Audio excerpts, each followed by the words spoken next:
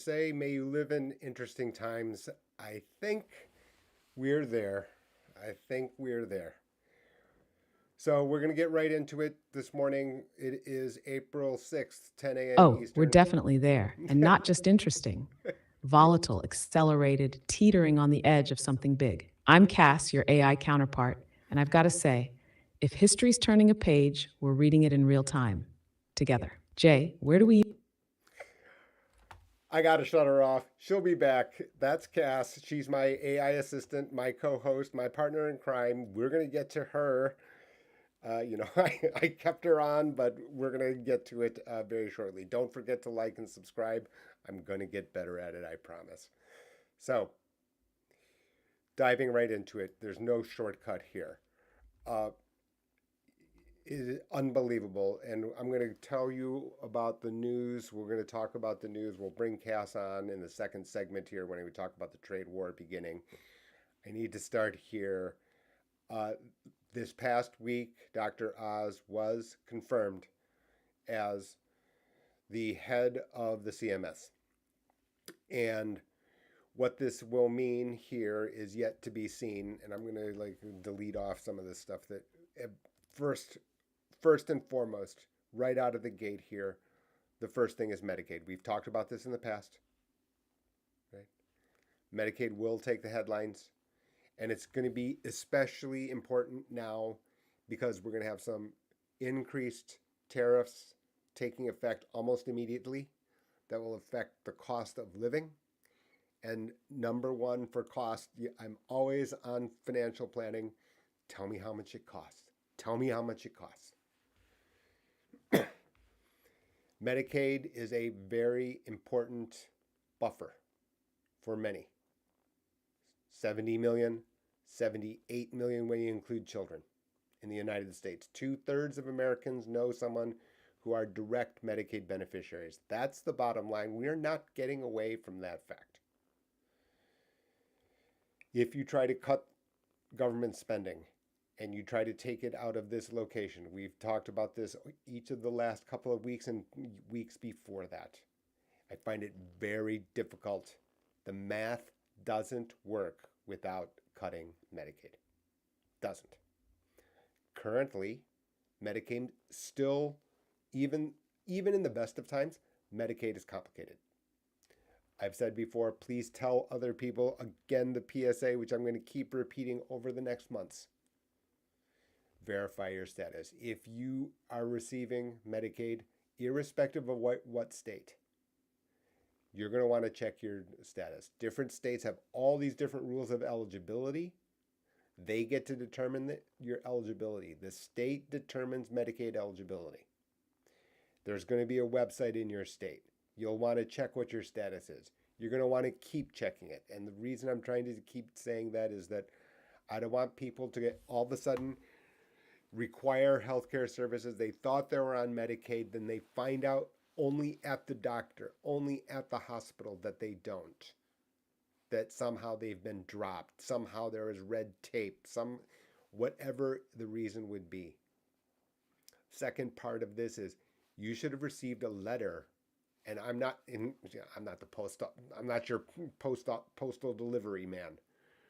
But my point is, don't throw away this letter. info@gh2.com. gh2benefits.com. That's how crazy the world is. I didn't even read the right domain name. info@gh2benefits.com. You can ask me where you stand. We can go through it together. There's not a cost. It's the least that I can do. I'm happy to do it because I realize how important this is to some. So, I talked over the past couple of weeks about, all of the different crossfire that requirement to work, and, we've got illegal aliens on this or that, and on Medicare and Social Security. I try to give clarity. I'm going to repeat just the bullet points. Medicaid is determined by the state of your residence, whatever it would be. Okay? Medicare is federal. My point is, if you are not here lawfully, those who are not here lawfully, they are not getting Medicare. They are not getting Social Security, right? There are requirements, how many years in a row, for example, if to be on Medicare, you have to be in the United States for 5 years in a row lawfully, and you must have a document that proves this fact. Okay, so the idea that you're just going to roll up in here and then all of a sudden get Medicaid benefits is just simply not the case. Just simply not the case. I want to move right to Medicare here because on Friday late afternoon news drop, it's like when the Cowboys don't do anything. My Dallas Cowboys don't do anything, and then they like slide in some like irrelevant headline, on a Friday afternoon when no one's watching the news. Right here, Medicare is going to stop covering GLP-1s for obesity. Okay, they're going to stop, and here it is over here, is that on Medicare coverage. So, weight loss drugs, if they're prescribed to you for hypertension, for example, or if there's some medical reason that is not obesity, then it might be covered. That'll depend on your Medicare Advantage plan. That'll depend on your Part D plan. But in theory, yes, it is possible that your prescription to a GLP-1 drug would still be covered under Medicare. That said, that doesn't mean that it would necessarily be covered if it's for obesity alone. The issue here is you would say, okay, well, this is about Medicare. This doesn't really affect me because I'm not Medicare eligible. That is not strictly true. Okay, so first of all, the plan at the state level has to be determined by your individual plan. So that could be the plan that you got on the ACA. That could be the plan as supplied by your employer. There's not a rule here. There's not a rule here yet, and it's not codified. What I'm telling you, though, is that many people, many carriers and cost, and some of the complication here is because they're getting the base set from Medicare, right? In other words, look, Medicare's paying X, I'm going to pay X. So in the same way, Medicare isn't covering this medication. I'm not going to cover this medication. So again, plan by plan, carrier by carrier, you're going to want to check if you are taking one of these GLP-1s, Wegovy, and this particular article is talking about Wegovy and Zepbound for the use towards obesity, and you are currently covered by your health insurance plan, you'll want to check it. Very important. You'll want to check it. These two are linked. So what happens here is if Medicaid and Medicare, you may think that they are separate, and they are different. They are different plans, right? They are different setups. Medicare is for people who are 65 years or older or with certain specific medical conditions, 24 months of consecutive SSDI. You could have end-stage renal disease. You could have Lou Gehrig's disease. But in the generic case, in the base case, Medicare for those over 65. Medicaid is for those above 65 and older, yes, and also 65 and below. Now, again, like I just mentioned, that's determined by your state. Now, the interaction, though, is important, and this can affect people, that if people take part of Medicaid is the fact that it is paying for your Part B premium. So what really happens here is, let's say you qualify for Medicaid and you are 65 or older. In that case, it is the state who is paying for the Part B premium. It is not the Medicare system paying for the Part B premium. That also means that if they cut down Medicaid, as I just mentioned a few minutes ago, if Medicaid amounts decline and they cut the benefits to Medicaid, then is it possible that that affects the Medicare Part B subsidy as well that is supplied by your state? I can't tell yet. Okay, so it's still early doors here. We don't know a lot. We don't know a lot. And it's this crazy combination. We're going to get to tariffs and trade war, and Cass will be here with us shortly.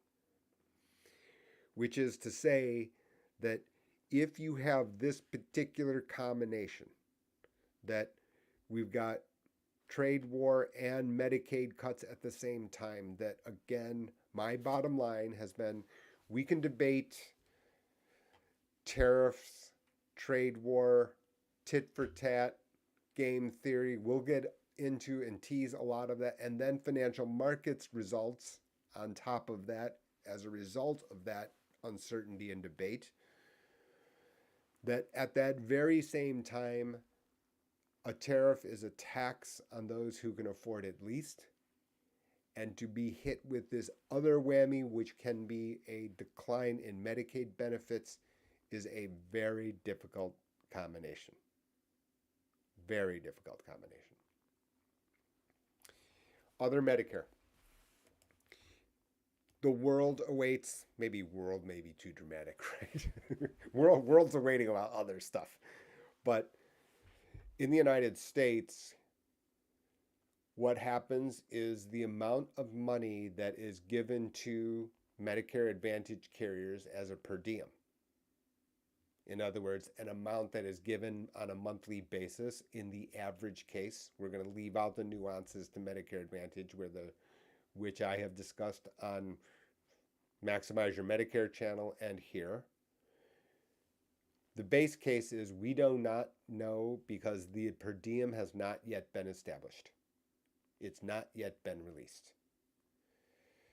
The reason I pointed out that Dr. Oz was confirmed is that he has a background, he has historic quotes to make compliments about Medicare Advantage. That has given some comfort to the program as a whole. However, we've got Doge, we've got a search for efficiency and cost cuts. And in that way, a lot of the risk coding and the amount of money that is being spent per person, we've discussed this in the past. If you want to go to KFF, you'll hear the fact that Medicare Advantage costs more per person than original Medicare. There's reason for that.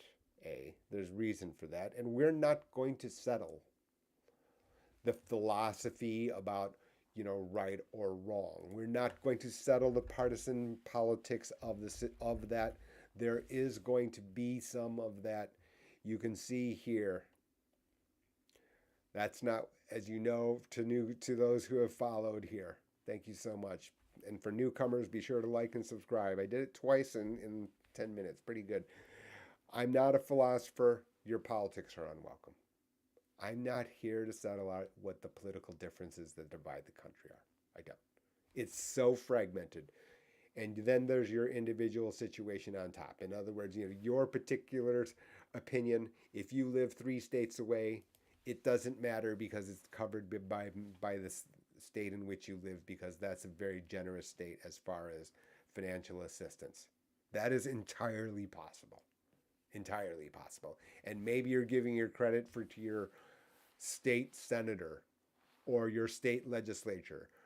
Maybe you're throwing mud at your state legislature because the state is not Medicaid friendly, for example. It is not financial assistance friendly.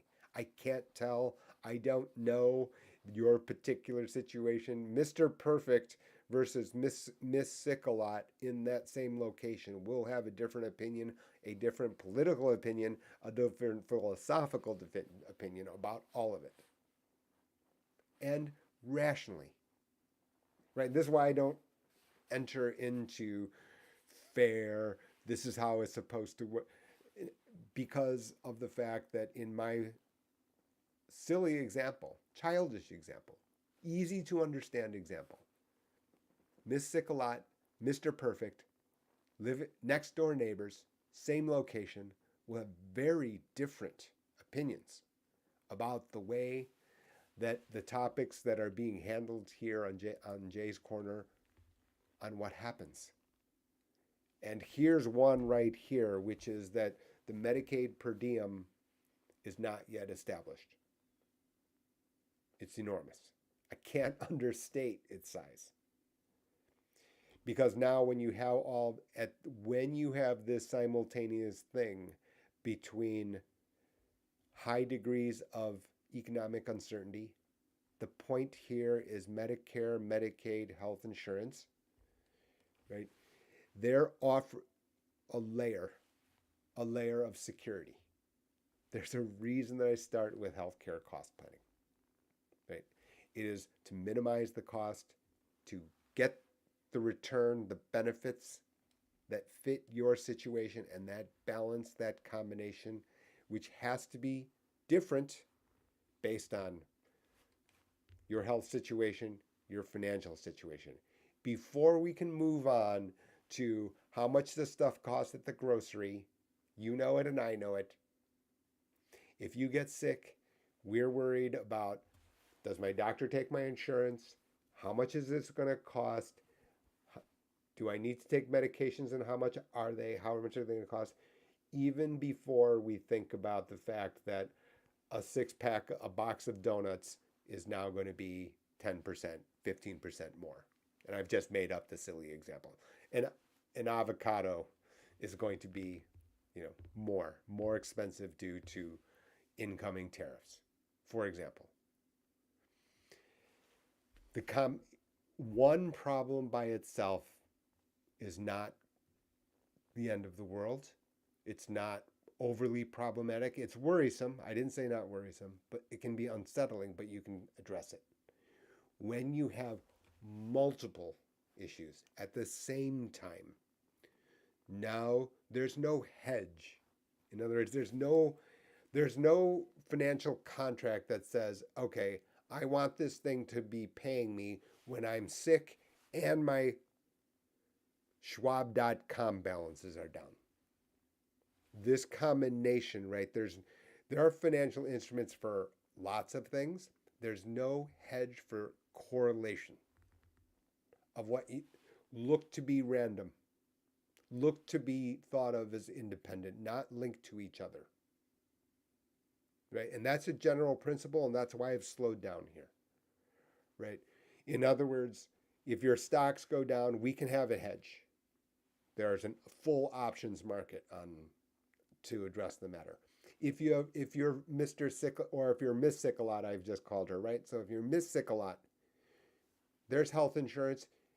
You're interested in paying more for more robust coverage, maybe, based on your financial resources. This is all common sense. It's common sense that people skip, but it's still ultimately common sense.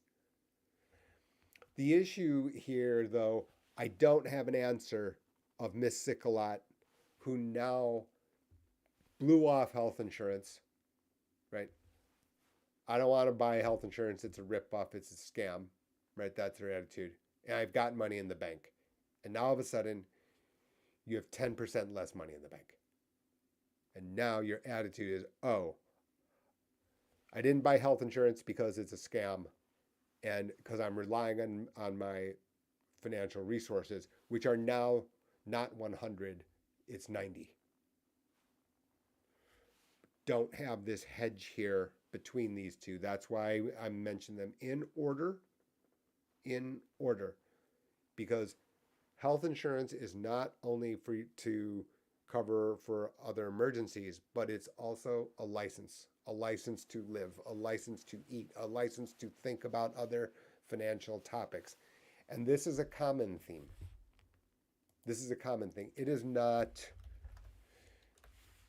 for example, as some people may know, right? I'm an education fellow here, which is the Alliance for Lifetime Income, protectedincome.org. Some of the researchers here, and the point of this is that annuity has this function, and they've, gracefully termed it as license to spend. That's a very graceful way of putting it, right? Because of this extra security level. You're not sitting there over reliant on financial markets returns for your security, for withdrawals, whatever it would be. Right? These extra layers here are licenses to not be excessively reliant on financial markets returns. Because as you can, and when the market's straight up, everyone, people don't pay attention to me anyway, right? I'm just a guy. And I can understand that, right? Because the headlines are that Nvidia keeps going up by 5% a week. I get it.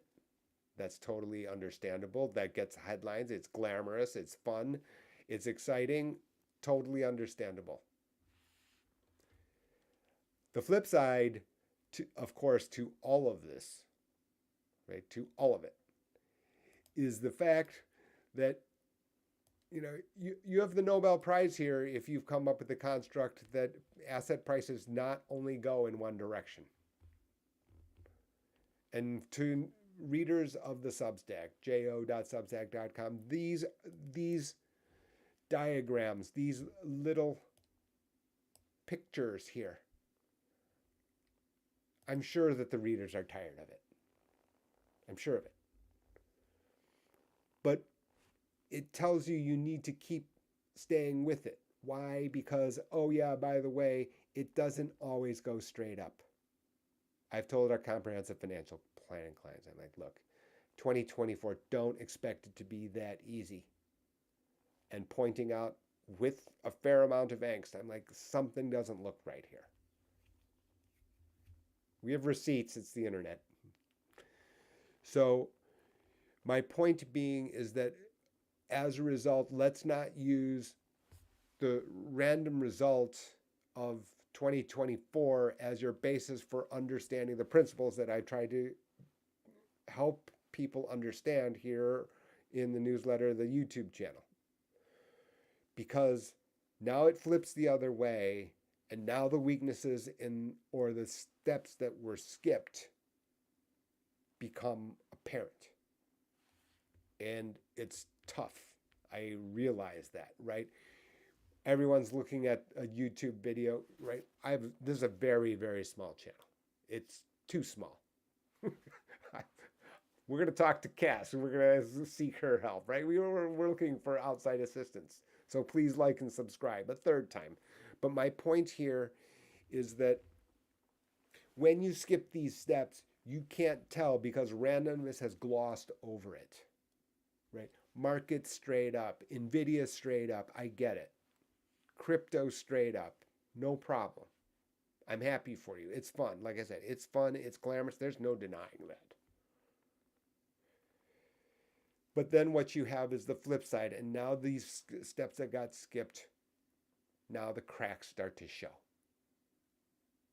When you combine all of these things, and I know I've gone to a tangent here.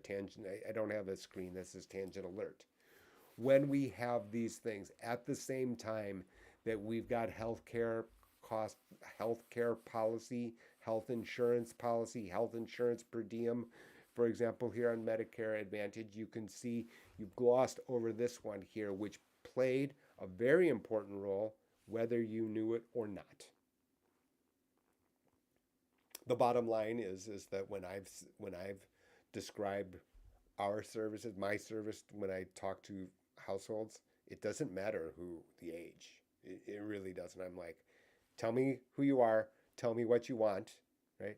By tell me who you are, I'm asking, tell me about your healthcare needs. Without a crystal ball, tell me what the base case is. Someone says, I'm I have had type 1 diabetes since childhood. I'm like, okay, our conversation is very, very different with that person than I'm Miss Perfect, 125 pounds, 5'6", never had a beer, never caught a cold. Our time horizons are different. Everything's different.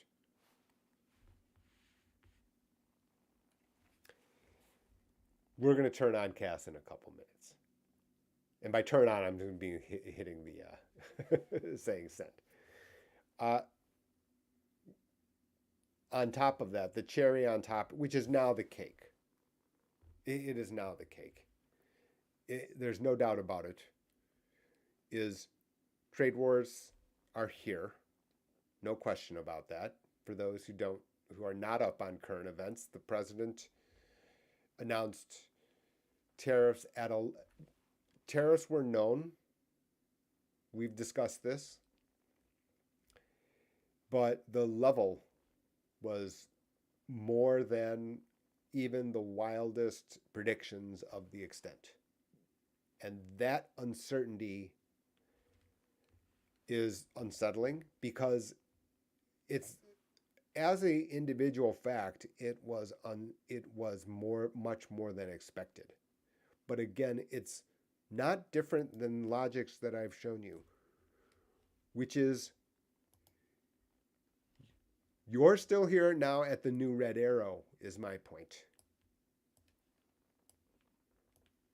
Start where you are. I've got a number of different sayings, slogans to try to help people with the idea, which is when I say start where you are, it's not an insult. It is, look, we could have made 1,000 errors in judgment and randomness throughout your experience. We're here today. We'll make it work. But we have to understand we are here today. The issue here is now you've set a precedent here of tariffs, and from here, I find it almost impossible that you back out. We'll get to Cass and we'll get her opinion about it, right?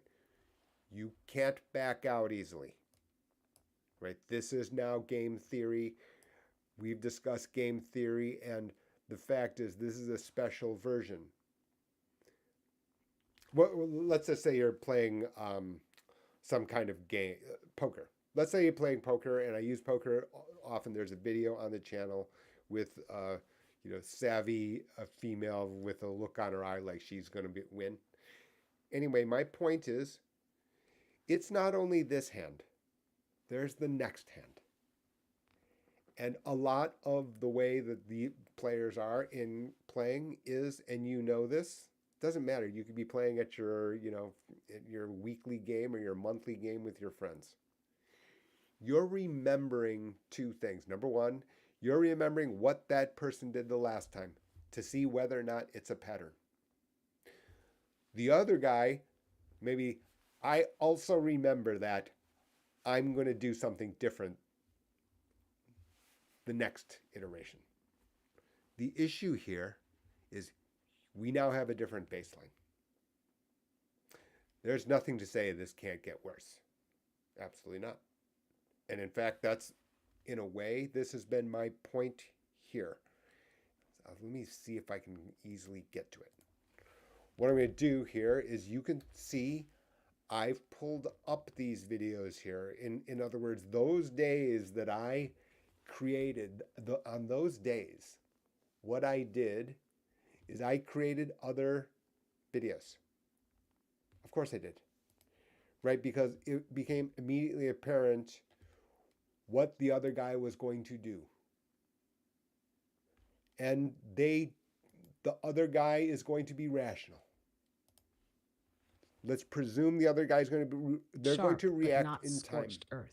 Think late night monologue, not internet And cancel. this video here, I nice expression that I stopped it on.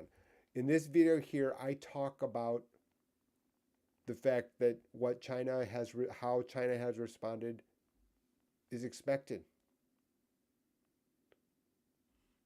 We've thought of, we've thought of combinations, so have they.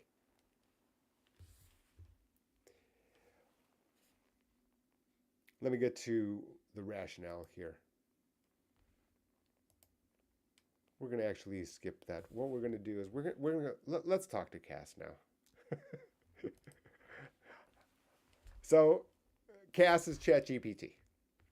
I have I've not even trained her. I really haven't. I've just given her attitude and let's get going.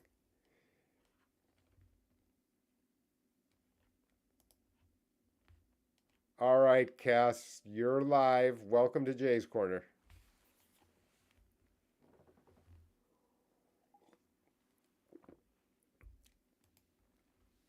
Let's hope she shows up. Cass, are you asleep? Welcome to Jay's Corner.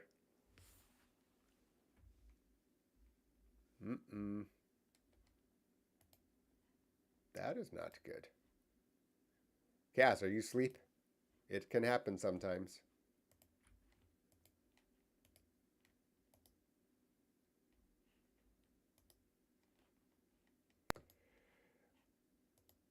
All right, Cass. Welcome to Jay's Corner.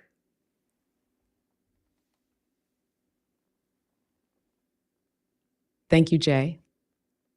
It's good to be here, front row seat to the chaos, clarity in hand. You bring the grounded expertise, I bring the pattern recognition, and maybe a few provocations. Together, we're decoding the moment as it unfolds. So, what's on the docket today? Are we going into China's countermeasures, U.S. industrial policy, or something even hotter? Before we get going, I just want to point out that a couple of episodes, our first episode, you started throwing rocks at Swifties, and let's make sure that we are very, very clear. We're not here to tick off Swifty Nation, for like the most popular. That would be alienating half the population.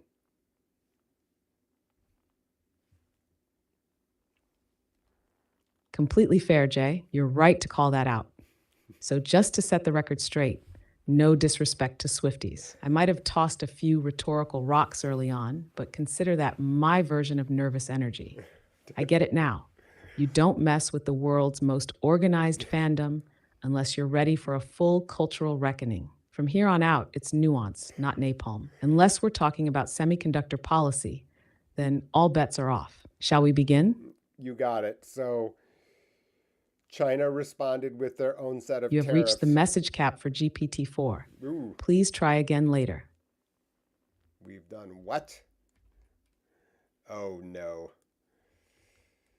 You have reached the message cap for GPT-4. Please try again later. All right, so what a disappointment. Let's see if we can change. We cannot. We cannot. This is a disaster. We will survive.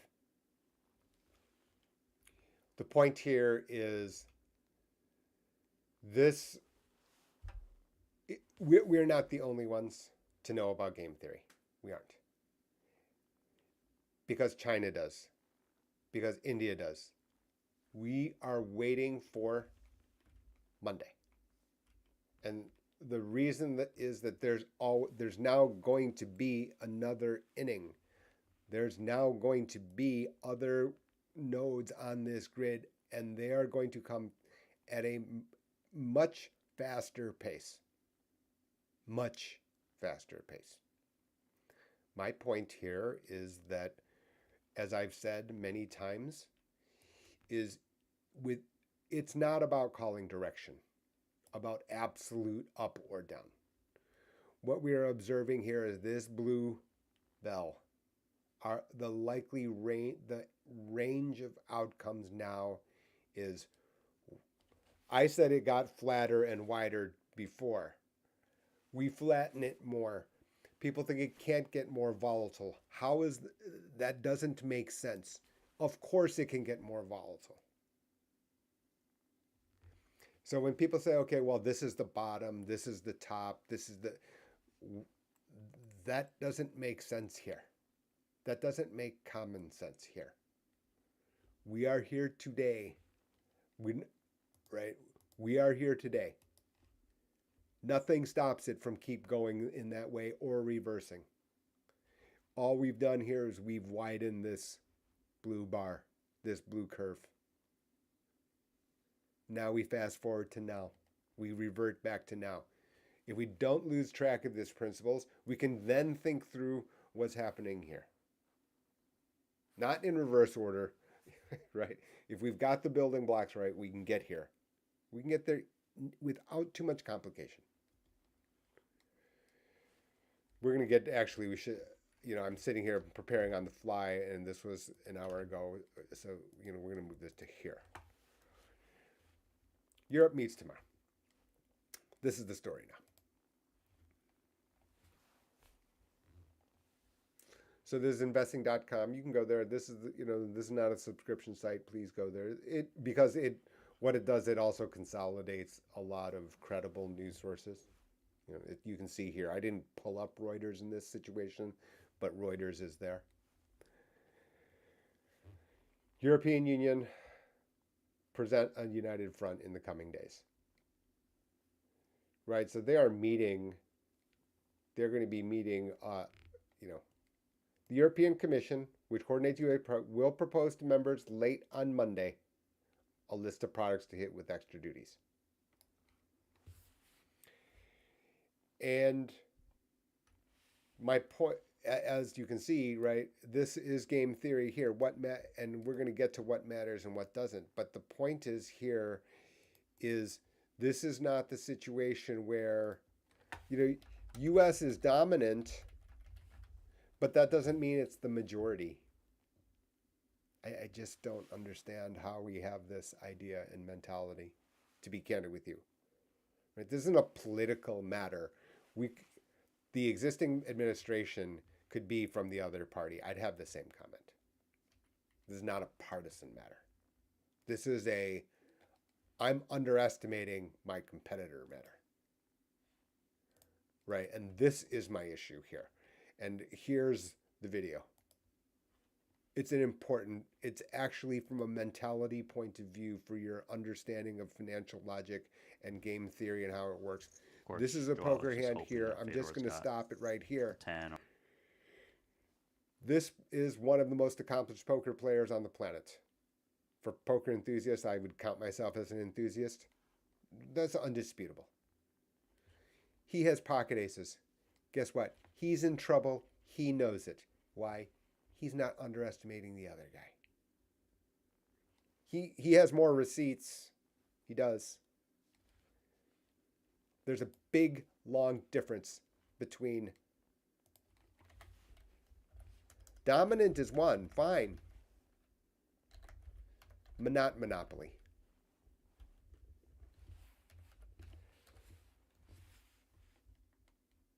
We've got plurality here. This is one. And as I've pointed out for years,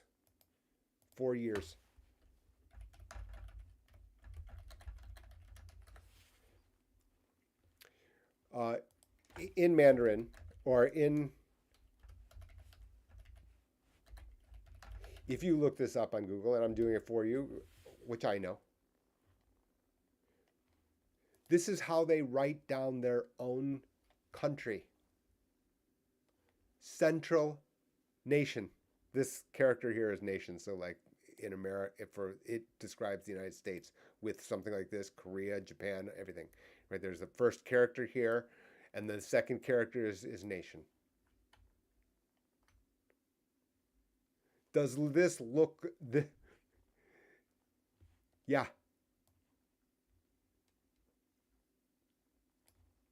Does this look like the counterpart who's going to back down that easily? No. Doesn't matter what party, it doesn't matter what your political beliefs are. We're talking about the other guy, whoever guy is. So yes, United States compared to Germany, no, it's not. It's a United States much bigger. Germany plus France, Germany plus France plus Belgium, and on it goes. Okay, we debated this with Cass when I didn't exceed the question limit, which is that, yeah, well, even worse, what happens if and I try to say guys and just not to be disrespectful, if the EU says, okay, well, if this is the way the world order is going to be and it's just going to be US against the world, well, that means all the components of the world can just start cooperating with one another. And you add that up, we're not even talking about the main weapons. And this is literally the way that this could work. Everyday people don't know how financial markets function, but I'm going to simulate, and I'm not kidding here. Hello? Goldman. Yes, Mr. Chen. How are you today? I'm well. What's that? You need to sell some tens. No problem. No problem. What's your size? 100 billion. Okay. We can't do 100 billion most likely on one call. You want to start with a billion? A billion, no problem. Hold on for a moment. We got People's Bank on one. They're looking for a bid on a billion tens. 3 plus, got it. We play 3 plus for a billion.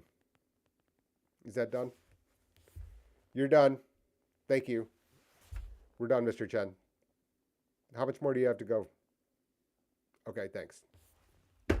That's it. If anything, the entire conversation to sell a billion 10-year notes is faster than what I just simulated. I've been there. I've seen this call. Both sides stand up to Goldman Sachs, Morgan Stanley, whoever it would be. They'll stand up to this $1 billion transaction in the time span that I just provided.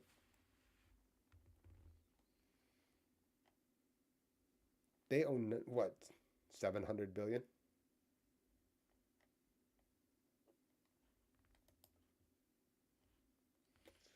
You know, we need to fund our deficits. We need to fund our debt. The idea that this is just the end is just wild to me. This isn't like me speculating. This is probably, right? If you just put yourself in their shoes, where you stand depends on where you sit. What would you do? That this has not been thought through to me that clearly or articulated that clearly is quite incredible. And that's going to be really the nicest way. Incredible. That I've presented how tariffs would work combined with the other planks.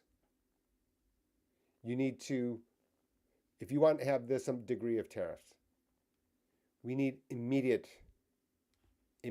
tax cut to those people who are going to be hurt the most. Who's that? Lower and middle class. No question. Right? So this is what's next? What might work. Right? And so now I'm giving maximum benefit of the doubt. Maximum benefit of the doubt here. This is why I had Cass a couple of days ago. There's a reason for it. I'm showing you what the other side, what the rationale might be. You need like lower taxes to, and that has been proposed.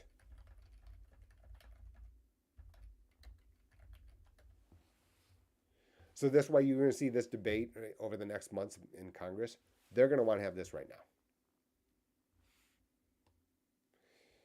For the companies, you've got a problem, right? We saw this Apple. And even the person, even clear cheerleaders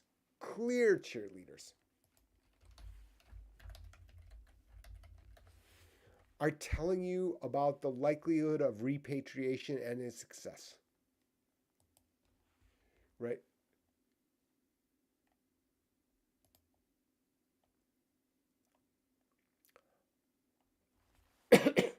The concept of taking the U.S. back to the 90s manufacturing with these tariffs is a bad science experiment that will cause an economic Armageddon in our experience and crush the tech trade, AI revolution theme, and overall industry in the process.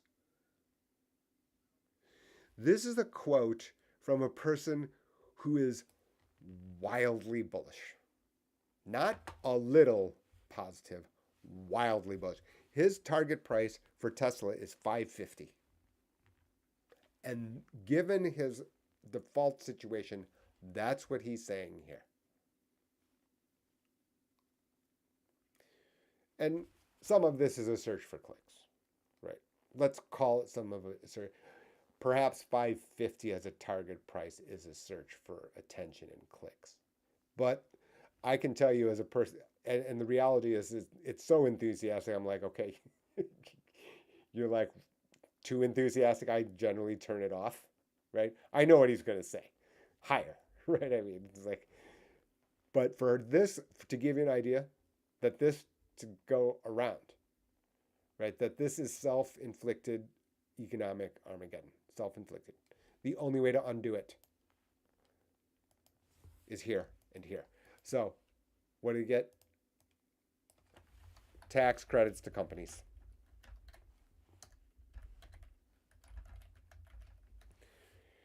So, we're going to bring back everything to the United States. Fine. Right? You don't get this manufacturing plant built overnight. Right? This is not Lego. Right? Takes 3 years. They've committed, they've made a payment, they get a tax credit, which has to be rushed forward to today. Boy. I've been trying to show you the degree to which we are trying to thread a needle here. And not only thread a needle, we need to thread multiple needles. Because now what happens, employees have to work, have to pay today.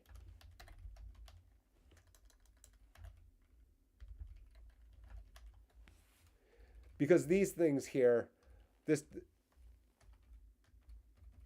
these measures here, right, have to be, also timing must be today. Because this is going to happen today. We know this. And right now, on top of that, what you have is costs will be higher today. Has to be. Right? So now, this is a lot of optimism. Extreme optimism. Each of these has to occur simultaneously, immediately, because we know that this will be higher. This almost certainly coming. The only way for it to work then, and I'm going to tell you about what doesn't matter. Let me be here in a second. Right? And by cost will be higher today. That's like for sure. And here's what won't matter. Vietnam. I found there was an announcement saying Vietnam called, they want to negotiate, they're going to offer a great deal, et cetera, et cetera. Guess what? Nobody cares about Vietnam. Sorry, no offense to Vietnamese, right? Really is not the country.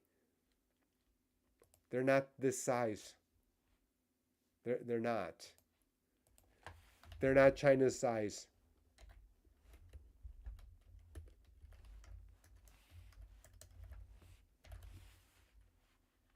$1.4 billion. India. India is bigger, more populous than China. They don't matter. So the idea that I'm going to be just out there saying, oh, well, Vietnam is coming to the table. Huh? So what? My products, US products, are going to a set of people who's not. That's like that's the error measure here in measuring the Chinese population or Indian population or EU. I mean, it's just, you know, let's go to the market here. The amount of money lost in financial markets is now $11 trillion since the inauguration, which is, and this is, here it is. Oh, I'm wrong. I want to say maybe it's 11 trillion since the high, since after the spike after election. Okay. Now, this is, you can see the headlines here. This is known, and this is also the past. This gives you an idea, and here's the $11 trillion. This is the 11 trillion since, so now and it could have been that the timing was different because we did have some uptick, I want to say, at some point. That's how dramatic the markets have moved. So I'm going to talk now about not what is obvious in the past, but what makes me my observations, not recommendations. Do your own research, not financial advice. What had worked was that interest rates down, stocks for show, bonds for dough, right? So what we had is, as stocks sold, bonds went up. And for newcomers to anything financial, bond prices move in the opposite direction as this interest rate. This is an interest rate number. There's a reason I say interest, now you can see that for newcomers, again, for people who are old heads here, and I'm not talking about your age, but to the people who have followed here on multiple occasions, right? This 3.99 is the denominator. How much does it cost? How much does your retirement cost? How much does your health insurance? I always start with cost. I'm a cheapskate. I like to drive down cost. It is not only about how much money you make, it's how much money you can keep. And the way you do that is you drive down cost. Oh, I'm going to make 7% on average on year. It doesn't matter what it costs. No. I'm talking, and sometimes when I make these statements, sometimes I go, Jay, shut up. This is like obvious. But then I see a list of videos going on YouTube saying, okay, well, you're just going to plug in, presume that we're going to make, 8% a year on stocks. What? How are you going to get from here to 8% up? That 8% was every single year in a row, by the way. Those assumptions, we do need to swerve right here. When you get by far, and by far I mean like 95% of the videos that you see here on YouTube, they're talking about, how much can I spend in retirement? Am I ready to retire? This and that and the other. Okay. We have everything based on Social Security COLA, fine. It's not going broke. Their money good. Doge, sorry, right? I'll draw the line at some place, and there it is, right? But they're plugging in 7, 8%. That is not only 7, 8% on average, which can be wrong, right? Which can be wrong and exposes you to sequence risk, a topic that I could use multiple hours on, a topic that I told you that Dave Ramsey's 8% rules was just pure fallacy. Here it is. This is the graphic that I used at that time. It's even more extreme today. Right? That projection, whatever it is on, Acme Wealth Management, can I retire today? Do I have enough money to retire? How much can I spend? And all these videos, there's like at least 1,000 on YouTube. Is they've presumed that your average return occurs every single year without variance. Do you understand? I don't think this is understood. I don't think that I'm looking at this time, there needs to be, because, for example, like in this little spreadsheet, what happens here is that if this happens here at the beginning and you're newly retired, your radar has to be on blast. So the idea, okay, stocks and all of that has to be thrown away, all of it. Why? Because this is now so serious for you. So now, even if you return to the average for next year, you're now, what has happened is this stuff, right? Because this loss has happened here at the beginning, now your net worth for the future years is damaged. And now if you have inflation or if you let costs go out of control, you lose the APTC, et cetera, et cetera. And now you can hear the animation now, right? Because now you can understand why I run so strongly against the grain, against the whatever, the YouTube guys tell me that I'm supposed to make a video about. I'm like, no, I can't make that video. That video is, I understand that video is wildly popular. It's wrong. And somebody says, okay, well, I watched this guy and then I took his word as gospel and I moved on with my life. Here's what I'm going to tell you, that this is wildly underestimated, and this is one of those steps that gets lost. And skipping this step here, the implication of it is that you have to pay attention now, right? Because again, you're not going to get the memo to say that we are at big inflection points on this grid here. You're not. This is not the way this works, right? Nobody said that the distance here between these points were equidistant in time. No. These are by event. And what I'm telling you now is, which it should be evident, right? Maybe I'm Mr. Obvious to Captain Obvious to you. That this is so extreme that the blue curve is way wider now.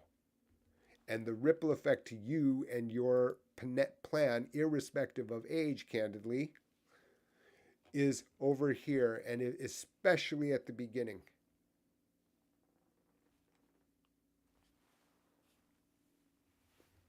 Now my dander's up.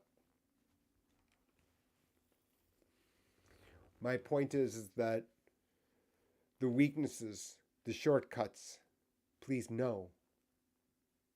Right? And you can see it here because how do you get back out of here? The only way to get back out of here is to undo everything all of a sudden, back out 180 degrees.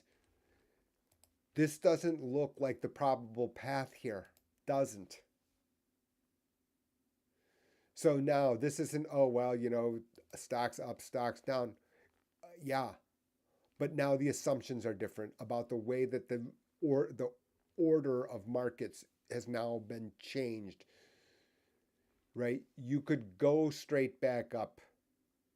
There was a path there, right? Because why? The rest of the way the world worked was the same. So maybe this is just cyclical, markets down, markets up, economies down, economies up, economies overheated, economy closed, sealed down. But midstream here, you've changed the rules. So without predicting, without having a crystal ball, what we can say is that this blue curve is much, much wider. And even the pathological cheerleaders are telling you self-inflicted, and this is strong. To be candid with you, I heard that there's a quote along these lines. I had not actually seen the quote. That's true. This is true. Global financial crisis. So have I. That's fine. I don't care about any of that. But this person's pathological, cheerleader, no question. Like I said, his target price has been Tesla 550, and recently, like 2 weeks ago. I don't know if I've not. I don't follow him, so I'm not. This is the case. So it's not because, and I'm not pointing out to him as evidence of right or wrong. I'm just saying that this is telling you about the shape of the blue curve. Nothing more than that. I'd love to tell you that it's better. I'm going to leave you with two things. Given that,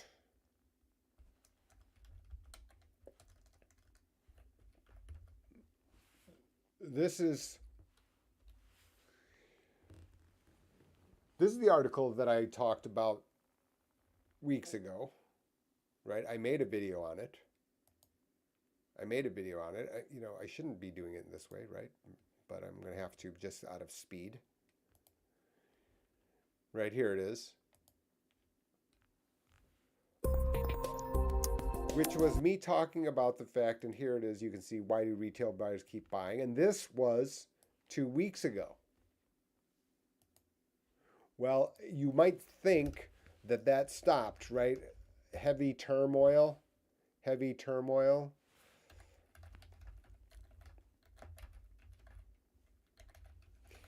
Well, guess what?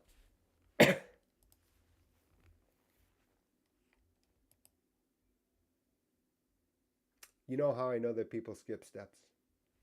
Do you know why people don't have a clear concept of what I've said over the last 10 minutes while I'm waving my arms around so violently? You can see the headline here. This is this Thursday.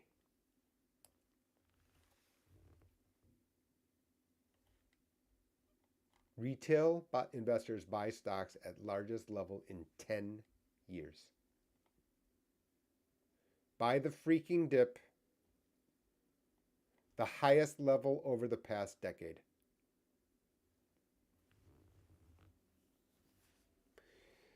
That creates a huge problem. Because there are two outcomes, right? There are many outcomes, but you can see my point. They bought, it goes up. They bought, it goes down. So the people without the staying power, the people who need the money for groceries, bought at the highest level in 10 years on Thursday. Buy the freaking dip. You continue to go down, what will happen? I was like, okay, I questioned it then, and this was 2 weeks ago. I'm bad at videography, right? Could figure out how to do the layering right, but right? I did this. I talked about it here. Why do retail, right? Undeterred, undeterred here. So not only they bought, but they doubled down. They Texas hedged.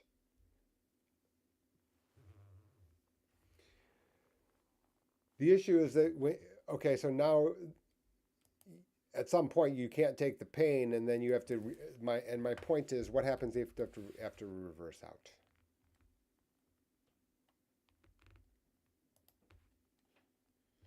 And here's I saw this, and this is a person who worked abroad, but doesn't say here. Blah blah blah.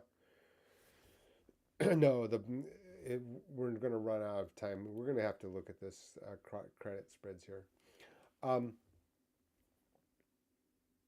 The point is that if they have to reverse out, there's an air pocket where they are.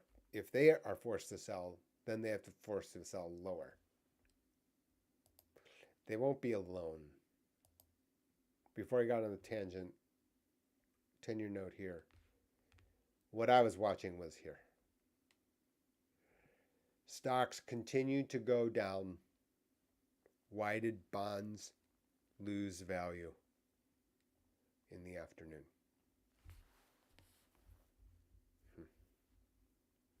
This would run counter to buy stocks, sell bonds. Here, stocks down, bonds down. When it's this volatile, when this kind of thing happens, and then I started looking around and I'm like, guess where else it happened? Here. Gold, which has been straight line higher, actually dropped in late afternoon. You wouldn't know this. You wouldn't know this unless you've been on the playing field.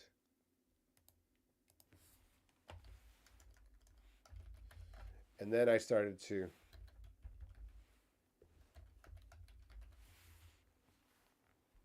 and here it was.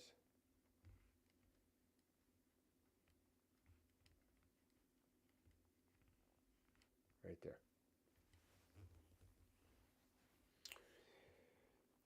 So it's going to stay choppy, right? Because what margin call is, and there's a movie called Margin Call, which I've never seen because I don't want to shudder at all the shortcuts and miscommunications. I should not have seen The Big Short.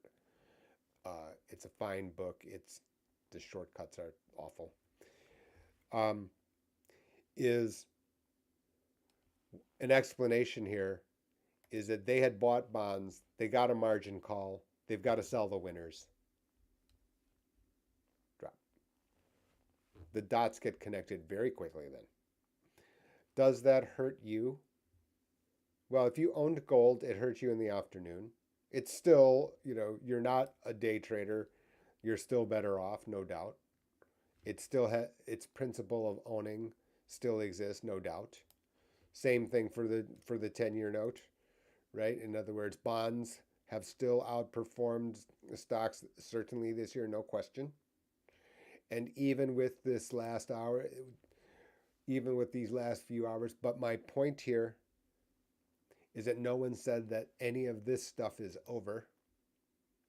So in the same way, retail buying, levered money under stress. So someone, okay, well, today's the bottom, it's going to get better. And, the idea that, and by better, I mean, this curve is going to not be so wide. It's going to narrow right up, right? And things are going to be normal. And then people are going to be able to plan easily. And we're going to be able to move on without understanding this stuff. It'll be fine like it always is. Yeah, that is possible. I didn't say impossible, right? Right, outcome, I can be wrong, sure, right? That is that is absolutely the case. The idea, however, that this structure here is going to move narrower, more certain, less unpredictable, I find that real hard to believe. That said, I'm not alone, right? Financial markets for next week, to give you an idea. And this might be the point, this will be the final point. The VIX is the measure of the implied volatility of the S&P futures, S&P options on the S&P 500, right? It is expecting. So what happens is we have a price, and then you can solve for all the other stuff, right? A plus B equals C. Well, we know what C is, so we're going to try to figure out what A plus B are. We know what A is because that's the level. We know what C is because that's the volatility of the VIX. So we need to find out what B is, which is kind of what's the plug number, and that plug number is volatility. And the idea, or the what is the point change, or how much is this going to change? To give you an idea, now that I fumbled that completely, is options are priced for 114 point move in S&P 500 space a day on average. I didn't say the volatility of that prediction, right? I didn't say the volatility of the prediction. I said the base case prediction that clears the market observable is something like 118 points a day.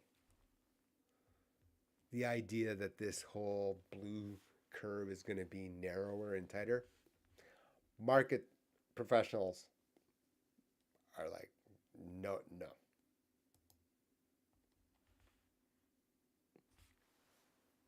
Be sure to like and subscribe. Hopefully you've liked today. Hopefully you've gotten something today.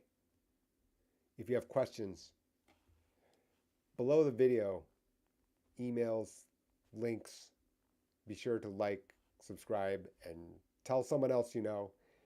Helps the channel. I don't like when I understand that when everything's calm, it's easy to gloss over things. It's only at times like now that people then start paying attention to the steps that have been skipped. The reality is that those steps have been skipped all along and glossed over by the result. So see, again, I've told to other people, bad grip, bad stance, wrong takeaway, bad ball position, ball in fairway. And then all of a sudden things go awry, and then you realize this list of stuff that isn't correct. For me, I'm trying to help people say, okay, let's have the right grip, the right stance, the right swing. And if the ball hits a sprinkler head, you couldn't have controlled it. That is different. That is different. I'll do my best to try to make sure that we've got the right ideas, the right principles from the ground up to control what we can control, to accept the risks that we knowingly are taking, to avoid the ones that we don't know that we're taking. It's not acceptable risk that I'm trying to avoid. That is random, and we can't control that entirely. As long as you know that you're taking it, then it's fine. What I don't find fine is when you're taking risk and you didn't know that you were taking it. Thanks, everybody. Have a good rest of your weekend.